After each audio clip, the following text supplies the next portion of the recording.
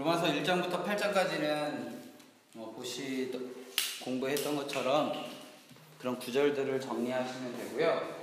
9장부터 11장까지는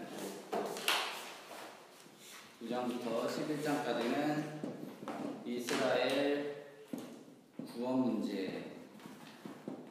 이거는 뭐냐면 쉽게 말하면 이스라엘 자신의 동포의 구원 받아야 되는 문제에 대해서 집중적으로 다루는데요. 내용만 알면 돼요. 9장은 토기장이, 그리고 6이라고 하면 안 되겠다. 시인 문제고요. 11장은 접붙임. 요것만 기억하시면 돼요. 9장은 주권. 그러면 뭐 어떻게 해야 되냐면 입으로 시인해야 된다. 그리고 예수 그리스도의 진액을 빨아들이는 참 감람나무에 붙어 있어야 된다. 그래야 우리는 참 감람나무의 열매를 맺을 수 있다. 이 내용이 9장, 10장, 11장입니다. 계속 볼게요. 9장에 보면 9장 4절 보겠습니다. 그들은 이스라엘 사람이라 그들에게 양자됨과 영광과 언약들과 율법을 세우신 것과 예배와 약속들이 있고 5절 조상들도 그들의 것이요 육신으로 하면 그리스도가 그들에게서 나셨으니 그는 만물 위에 계셔서 세세의 찬양을 받으실 하나님이시라. 이렇게 되어 있습니다. 여기서 만일에 4절, 지금 이건 기출문제긴 한데요, 4절에서 양자됨, 영광, 언약, 율법을 세우신 것, 예배, 약속, 이 중에 어느 것 하나가 가로넣기로 나와도 풀 수 있었으면 좋겠습니다. 물론 내용을 아는 게 제일 먼저 중요하고요. 두 번째, 여기서 예를 들어서 예배가 가로넣기로 나와도 할 수 있어야 되고, 언약 이런 게 나와도 풀 수 있었으면 좋겠습니다. 6절부터 아브라함에 대한 이야기 쭉 나오고요. 보면 될 것 같습니다. 보시고 10장에서 보면 제가 아까 말씀드린 부분 이제 보면요. 10장 4절 암송구절, 지금도 암송구절이죠. 10장 4절. 네. 그래서 1절부터 보면 형제들아 내 마음에 원하는 바와 하나님께 구하는 바는 이스라엘을 위함이니 곧 그들로 구원을 받게 함이라. 2절 내가 증언하노니 그들이 여호와께 열심히 있으나 올바른 지식을 따르는 것이 아니니라. 3절 여호와의 의를 모르고 자기의 의를 세우려고 힘써 하나님의 의에 복종하지 아니하였느니라. 4절 그리스도는 모든 믿는 자에게 의를 이루기 위하여 율법의 마침이 되시니라. 이런 부분들. 그래서 지금 제가 말했던 이 시인 부분은 9절에 있습니다. 내가 만일 내 입으로 예수를 주로 시인하며 또 하나님께서 그를 죽은 자 가운데 살리신 것을 내 마음에 믿으면 구원을 받으리라. 10절 사람이 마음으로 믿어 의에 이르고 입으로 시인하여 구원에 이르느니라. 암송구절 아니죠 이거. 이건 절까지 기억하셔야 됩니다. 10장 10절. 그리고 13절입니다. 누구든지 주의 이름을 부르는 자는 구원을 받으리라. 이거 사도행전에서 주 예수를 믿으라 그리하면 구원을 받으리라. 이거랑 좀 이렇게 오버랩이 되면 좋을 것 같은데요. 그리고 쭉 보시겠습니다. 쭉 보시고요. 그리고 17절에 보면 그러므로 믿음은 들음에서 나며 들음은 그리스도의 말씀으로 말미암았느니라. 그래서 목사님들이 설교 잘 들어라 할 때 이 구절을 많이 인용하시죠. 11장 가겠습니다. 11장에서 1절 보시면 바울이 나는 어떤 사람이다 이렇게 설명을 하는데요. 여러 군데에서 그렇게 얘기를 합니다. 빌립보서에서도 얘기하고 고린도 후서겠죠? 후서 맞나? 네, 후서 맞죠. 거기서도 자기는 어떤 사람이다 이렇게 얘기하는데요. 일단 로마서 11장을 보겠습니다. 로마서 11장 1절에 보면 나는 이스라엘이뇨 아브라함의 씨에서 난 자요 베냐민 지파다. 이러면 로마서 11장입니다. 그리고 2절에 보면 엘리야를 가리켜 말한 것을 알지 못하느냐, 그가 이스라엘 하나님 고발하였다, 뭐 이런 얘기도 쭉 있고요. 엘리야 뭐 언급되고요. 여기서 중요한 게 이제 접붙임인데요. 17절 보겠습니다. 또한 가지가 얼마 꺾였는데 돌 감람나무인 내가 그들 중에 접붙임이 되어 참 감람나무 뿌리에 진액을 함께 받은 자가 되어서 18절 그 가지를 향하여 자랑하지 말라, 자랑할지라도 내가 뿌리를 보존하지 아니하고 뿌리가 너를 보존하는 것이다. 그래서 19절에 보면 뭐 원가지도 꽉 잘라버렸는데 너희들이라고 아끼지 않겠냐, 뭐 이런 얘기들이 쭉 있고요. 24절에 보면 내가 아까 말씀드린 돌 감람나무에서 찍힘을 받고 본성을 거스러 좋은 감람나무에 접붙임을 받았으니 원가지인 이 사람들이야 얼마나 더 자기 감람나무에 접붙임을 받으랴. 이 말은 뭐냐면 원래 접붙임 받았던 유대인들 꺾었지만 다시 접붙임 받을 수 있다라는 거예요. 그러니까 결론은 26절에 나와 있는데 그리하여 온 이스라엘이 구원을 받으리라 라는 거예요. 그러니까 원래 가지가 아니었던 이 자들이 붙여짐으로 이스라엘 자손이 됐고, 원래 가지였는데 꺾어짐을 받았지만 다시 돌아오면 가지가 되는, 그러니까 온 이스라엘이 구원을 받게 되는 것을 이야기하는 것입니다. 보시고요. 33절부터 36절까지 이거 찬가인데요. 33절이 시험에 많이 나와요. 깊도다 하나님의 지혜와 지식의 풍성함이여 그의 판단은 헤아리지 못할 것이며 그의 길은 찾지 못할 것이다. 어느 책 몇 장인가? 이게 시험 문제 굉장히 많이 나와요. 기억하시고 12장부터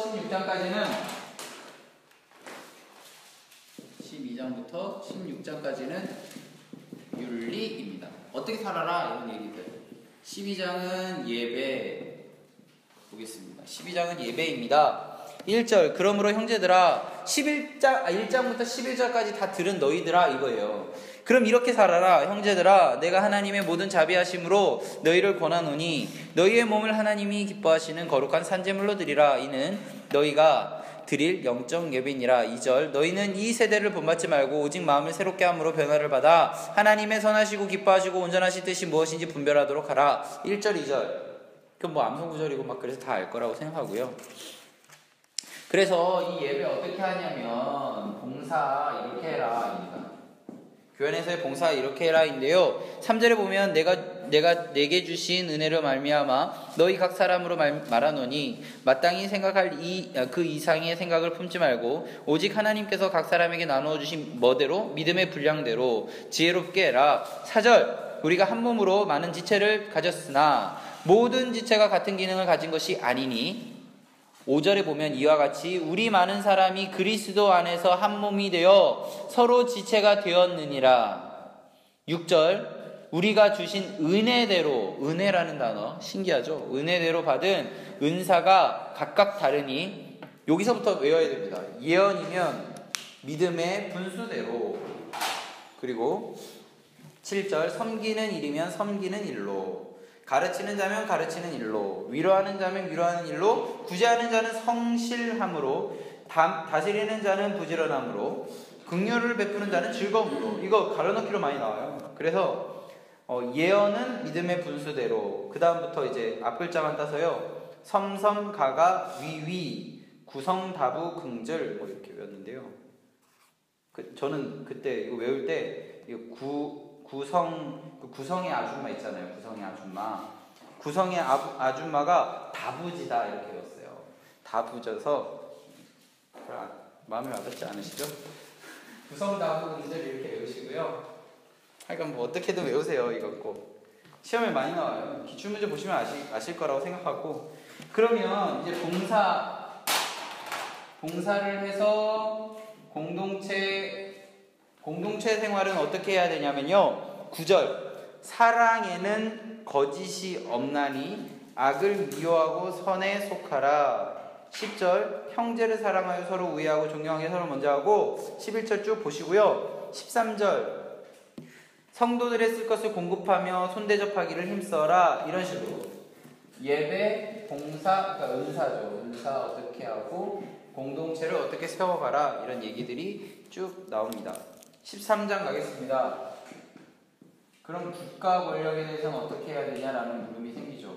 왜냐하면 지금 로마에 편지를 하는 거예요. 로마 절대 왕권 안에 있는 사람들에게 어떻게 해야 되는지에 대해 설명하는데 1절에 보면 각 사람은 위에 있는 권세들에게 복종하라. 권세는 하나님으로부터 나지 않음이 없나니 모든 권세는 다 하나님께서 정하신 바다. 2절 그러므로 권세를 거스르는 자는 하나님의 명을 거스름이니 거스르는 자의 심판을 자취하리라. 3절 다스리는 자들은 선한 일에 대하여 두려움이 되지 않고 악한 일에 대하여 되나니 내가 권세를 두려워하지 아니하려 했느냐. 선을 행하라. 그리하면 그에게 칭찬을 받으리라. 4절입니다. 그는 뭐라고요? 하나님의 사역자가 되어 내게 선을 베푸는 자니라. 그러나 내가 악을 행하거든 두려워하라. 그가 공연히 칼을 가지지 아니하였으니 곧 하나님의 사역자가 되어 악을 행하는 자에게 진노하심을 따라 보응하는 자니라. 5절 그러므로 복종하지 아니할 수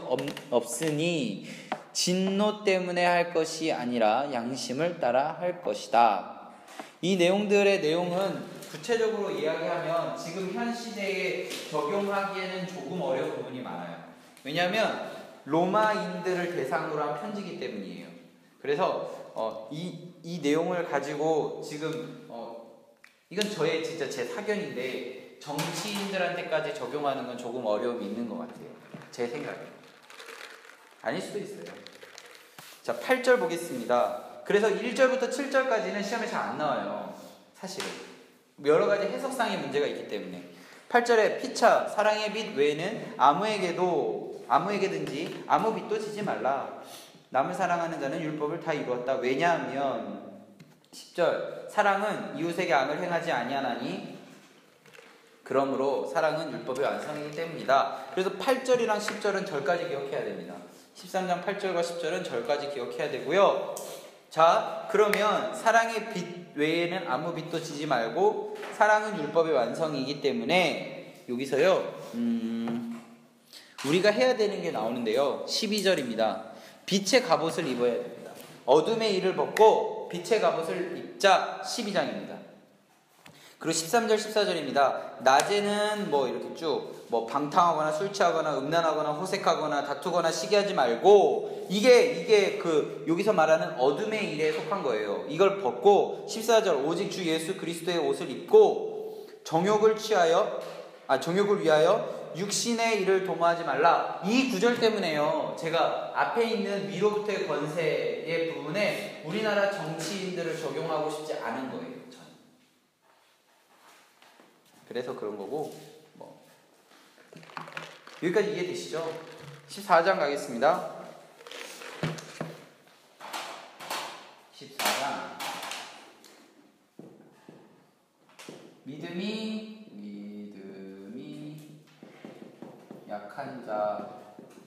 약한 자 어떻게 해야 되냐면 1절입니다. 믿음이 약한 자 너희가 받되 그의 의견을 비판하지 말라. 14장입니다. 자, 여기서요 14장이니까 식사하는 거거든요. 식사. 자, 2절 보면요 어떤 사람은 모든 것을 먹을 만한 믿음이 있고 믿음이 연약한 자는 채소만 먹고 3절에 보면 먹는 자는 먹지 않는 자를 업신여기지 말고 먹지 않는 자는 먹는 자를 비판하지 말라. 이는 하나님이 그를 받으셨다. 4절 남의 하인을 비판하는 넌 누구냐. 그가 서 있는 것이나 넘어지는 것이 자기 주인에게 있음에 그가 세움을 받으리니 이는 그를 세우는 권능이 주께 있다. 2절 3절 4절 14장인 거 알아야 됩니다. 쭉 보시고요. 쭉 보시면 됩니다. 이거. 쭉 보시고 10절 내가 어찌하여 내 형제를 비판하느냐. 어찌하여 내 형제를 업신여기느냐. 우리가 다 어디에 있다? 하나님의 심판대에 있다. 그래서 비판하지 말아라 이렇게 되는 겁니다. 믿음이 약한 자를 비판하지 말아라. 왜? 우리 모두가 하나님의 심판대 앞에 서기 때문에.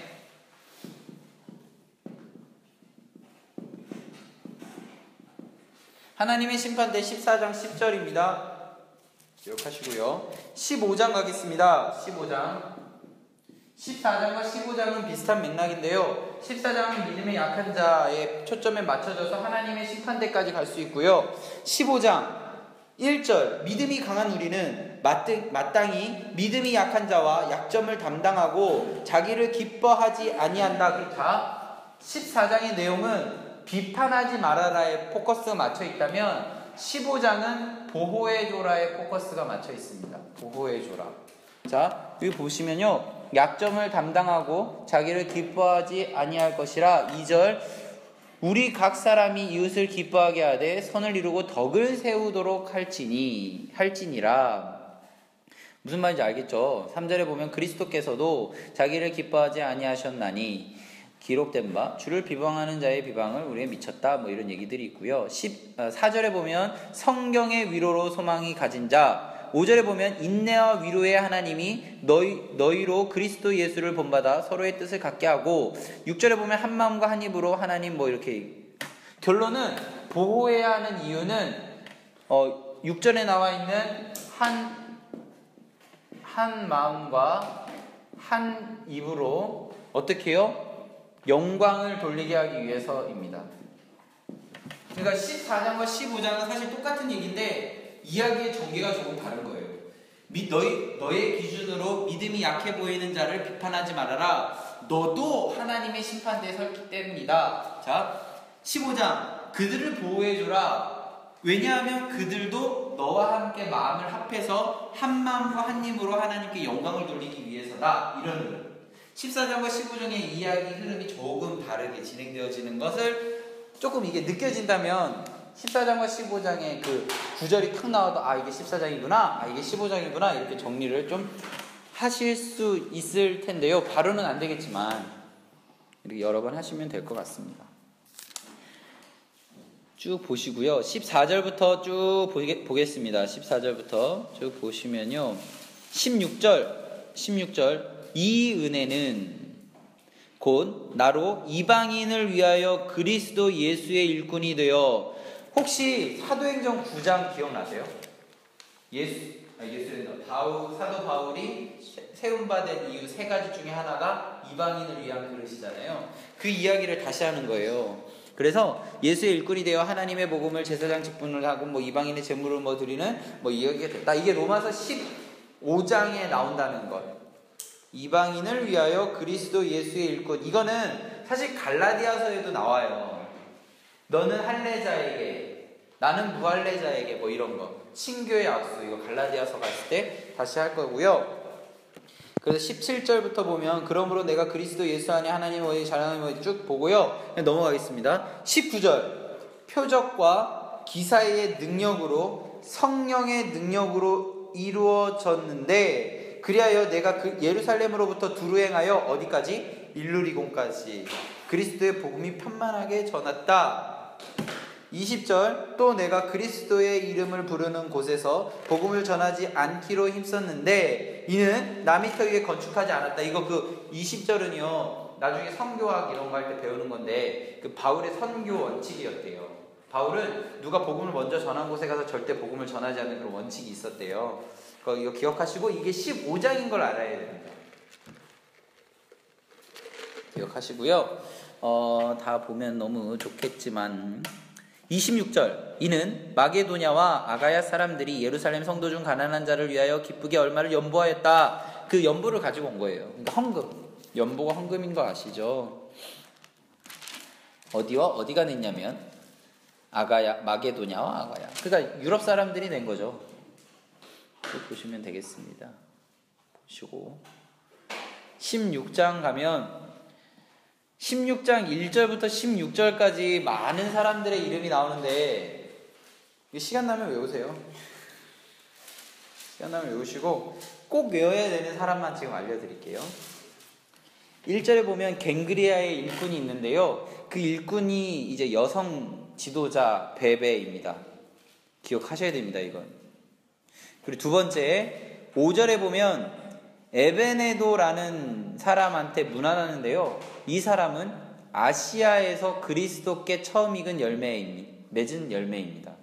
그러니까 아시아에서 처음 받아들인 사람인가 봐요. 에베네도. 어예이 아예이 이거 기억해야 됩니다. 어예이 아예이 어예이. 근데 사실요 이게 두 가지 사람이 채점하거든요. 그러니까 이게 이게 애 할 때 뭐 생각 안 나요 이렇게 이런 식으로 뭐 배도 생각 안 나면은 그냥 이렇게 뭐 이거 붙이지 말고 이렇게 하면 대충 거의 다 맞았다 해줘. 생각 안 나요. 근데 어웨이입니다. 이거 꼭 기억하셔야 돼요. 자, 그리고 또 한 명도 기억해야 되는 게요. 여기 보시면 13절 보시면요. 주 안에서 택하심을 입은 루포와 그의 어머니에게 문안하라. 알렉산더와 루포의 아버지가 예수 그리스도의 십자가를 메고 갔던 사람이었던 거 기억나시죠? 그 루포가 여기 나옵니다. 그리고요. 16절에서 너희는 거룩한 입맞춤으로 서로 문안하고, 이거 16장에 나오는 건 뭐 아실 거라고 생각하고요. 일단 이 세 사람은 꼭 기억하셔야 됩니다. 이 세 사람은 꼭 기억하시고요. 나머지는 물론 시험에 나왔어요. 여기 3절에서 뭐 브리스가로 나오는 브리스길라와 아굴라 문안해야 되고, 뭐 이 친척 7절에 보면 뭐 안드로니고 뉴니아 뭐 이런 사람들 막 나오거든요. 나중에 외우세요. 나중에 시간 나면 틀려도 됩니다. 이런 거. 21절 로마에 갈 때 동역자는 그런데 지금 외워야 돼요. 로마로 갈 때 동역자 누구냐면 첫 번째 디모데, 나의 동역자 디모데. 두 번째 나의 친척 누기오 야손, 이거 죄송합니다. 나의 친척 누기오 아시겠죠? 나의 친척 누기오, 그리고 야손 소시바더. 이 네 명은 지금 꼭 외우셔야 됩니다. 나중에 외우려면 머리 아파요. 자, 로마서 16장에서 동역자에 대한 인사말을 할 때에 언급된 4명은 꼭 기억해야 됩니다.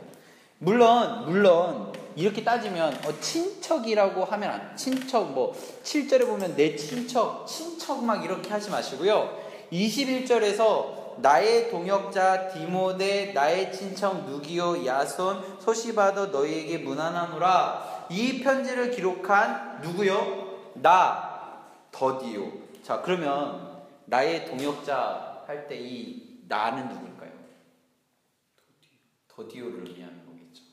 이해되세요? 지금 반전이 있다.